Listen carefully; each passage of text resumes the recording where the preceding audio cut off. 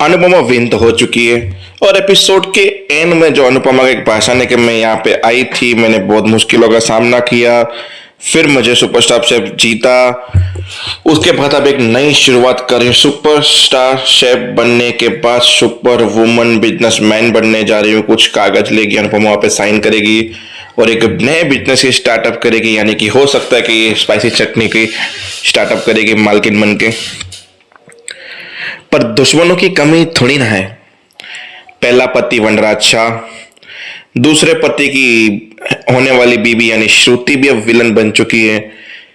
सगा बेटा तोशु तो वैसे ही विलन है क्योंकि उसकी नजर अब पैसों पे है।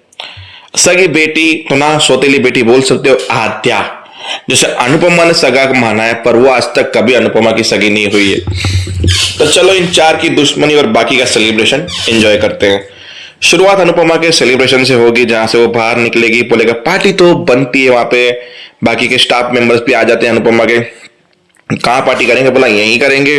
फिर वीडियो कॉल चालू होता है, बाबू जी सब लोग वीडियो कॉल पे बात करते हैं, पार्टी देखते हैं, इंजॉयमेंट चल रहा होता है। और वहां आदिया कमरे में जाती है, तोड़ती फोड़ती है, पर अनुज आ जाता है, बताता है कि तुमने ये सब कुछ किया अपनी माँ के लिए, तुमने गलत किया।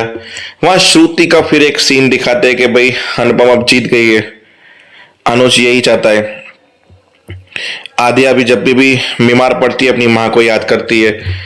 ये सब कुछ सोच के मुझे ऐसा लग रहा है कि अब अनुपमा को इस घर में नहीं रखना चाहिए। अगर अनुपमा इस घर में रही तो मेरी मुश्किलें बहुत बढ़ जाएंगी। फिर अनुज जब आता है, मिठाई बना के, हलवा बना के, बोला मैंने 5 साल के बाद आज पहली बार हलवा बनाया अनुपमा की जीत की खुशी में, लो खाओ। बोला पहले क्यों नहीं बनाया, कभी टाइम नहीं मिला, आज मौका था तो मैंने सोचा भोग चढ़ा दूं, भगवान को चढ़ा दिया, अब ख्याल देते हैं। फिर बोला कि अब अनुपमा को हमें घर से जा देना चाहिए क्योंकि अब वो एक सेलिब्रिटी बन चुकी है, तो उनकी एक लाइफ होगी, उनके वो होगी, तो ऐसा ना हो कि यहाँ के चक्कर में उनकी पर्सनल और सोशल लाइफ भी डिस्टर्ब हो जाए, वो कोई काम ना कर पाए। मतलब देखो अनुपमा को यहाँ से जाना है या नहीं जाना अपनी बेटी को छोड़ के, वो केवल डिसीजन अनुपमा का है और किसी का नहीं है। तो अनुपमा भाई छोड़ते हैं, तुम ये भोग खा लो। क्या तुम नहीं चाहते अनुज के अनुपमा यहां से जाए? ओवर थिंकिंग अच्छी बात नहीं होती है, कभी कभी नुकसान कर देती है श्रुति, इसलिए ओवर थिंकिंग मत सोचो कभी भी। मैं क्या सोच रहा हूं वो सोचने की तुम्हें जरूरत नहीं है। बस श्रुति का डर अब बहुत ज्यादा है कि अगर अनुपमा यहां रही तो मुझसे मेरा अनुज छीन लेगी, क्योंकि अब वो सेलिब्रिटी है। अब अनुपमा घर पहुंचती है तो बलून लगे होते हैं, वही सब कुछ डेकोरेशन किया होता है, जहां पे तोशु बोलता है कॉन्ग्रेचुलेशन माओ में। पता नहीं एक डायलॉग बड़ा अच्छा था यार, बहुत याद आ रहा था डायलॉग। शेप में शेप मेरी माँ, पता नहीं ऐसा कुछ बोला तो था पर बड़ी हंसी आई थी मुझे डायलॉग पे। केक काटा, फिर दोनों को केक खिलाया, नाचा, सेलिब्रेशन, कॉन्ग्रेचुलेशन, मतलब पागलों की तरह कर रहा था। और अनुपमा और किंजल जो उसे देखे जा रहे थे कि ये क्या कर रहा है। फिर बचा हुआ केक हमारी छोटी परी ने बोला मैं किसी को खिला के आती हूँ, एक बार बोला देना किसी को केक तो मान और सम्मान से देना ताकि उनको इज्जत महसूस हो, फेंक के मत देना। बोला ठीक है। अब वो बाहर गई, अब तो शुद्ध भगे जा रहा था, भगे जा रहा था, भगे जा रहा था, फिर केक अनुपमा ने मुंह में ठुसो दिया पूरा का पूरा, बोला ये पूरा पूरा केक खा और फिर मुद्दे की बात कर।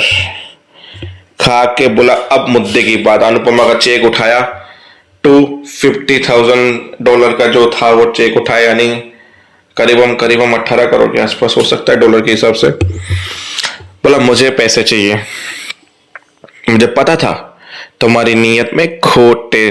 किंजल ने कहा और चेक हटा दिया, हाथ से ले लिया। बोला मम्मा आपको रहने के लिए घर चाहिए, ये रहा घर, मेरा नहीं तो अनुज का है। अरे अनुज का नहीं तो मिस्टर डिल्लो का है। आपके कदरदानों की कमी कहीं भी नहीं है, तो आपको पैसों की जरूरत क्या है? बोला ये मेरे पैसे, मैं छत पे जाके उड़ा दूं या किसी अनाथ आश्रय में दान कर दूं या कुछ भी करूं, ये मेरे पैसे और इन पैसों में से मैं तुझे फूटी कोरी भी ना दूं।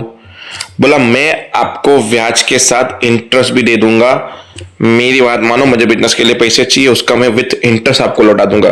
बोला मुझे तेरे इंटरेस्ट में कोई इंटरेस्ट नहीं है भाई, समझ में आया? तो तू अपना ऑफर अपने पास रख, तुझे मैं एक फूटी कोरी नहीं दूंगी। बोला क्या प्रॉब्लम है मम्मी, मैं एक बिजनेस करने के लिए मांग रहा हूं। और आप भी इतनी महान मत बनिए। आप अनुज के घर पे क्यों गई थी हम सबको पता है। अनुज के पास रहने के लिए गई थी, अनुज के नजदीक गई थी ताकि अनुज कपड़िया को पा सके। ये हम सब जानते हैं कि आप क्या करना चाहती हो, क्या नहीं करना चाहती हो। तो प्रॉब्लम क्या है आपको मुझसे?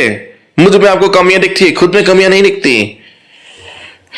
वहां पे वनराज भी बोल रही कामयाबी हर किसी को हजम नहीं होती। पहले मालती देवी का डांस ज्वाइन करने के बाद वो चीजें हजम नहीं हुई अनुपमा से। मतलब हमने अनुपमा की सक्सेस से देखी हुई है, पर वो सक्सेस अनुपमा हजम नहीं कर पाती है किसी भी कारण के वश। तो आई ऑफ के ये सक्सेस भी अनुपमा ज्यादा दिन हजम नहीं कर पाएगी। तुक्के से लगी हुई जिंदगी की ये जीत मिली हुई है। मतलब वनराज भी वनराज है भाई साहब। काव्या भी कम नहीं, काव्या ने भी सुना दिया भाई। तुमने भी वो अपना मुक्कू वाला टेकमेंट अपवाया था, पूरा बिजनेस कपड़े तुम्हारे हाथ में था, फिर तूने क्या किया? अपने ईगो घमंड के कारण सब कुछ खो दिया और आज भी नौकरी कर रहे हो। तो यही होता है। तो बस ये सब कुछ चलता रहा और कुछ था नहीं। सेलिब्रेशन ज्यादा था अनुपमा का। अब अनुपमा नया कदम कैसे लेगी शुक्रवार से पता चलेगा, परसों के एपिसोड से। तो देखते रहिए सीरियल अनुपमा। मिलते हैं नेक्स्ट वीडियो में, तब तक के लिए जय हिंद।